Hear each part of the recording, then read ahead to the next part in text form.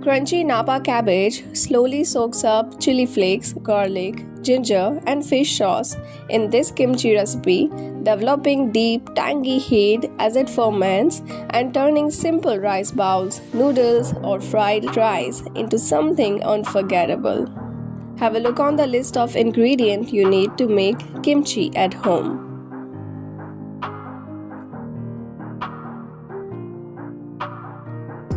Cut Napa cabbage into large chunks, mix with salt and water, and leave for 1 to 2 hours until slightly wilted. Rinse cabbage thoroughly with cold water and squeeze gently to remove extra moisture. Mix garlic, ginger, sugar, fish sauce, and chili flakes in a bowl to create a thin red paste.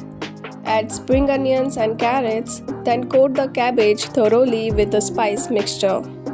Pack tightly into a jar and leave at room temperature for 24 to 48 hours before refrigerating. So enjoy your kimchi and do share.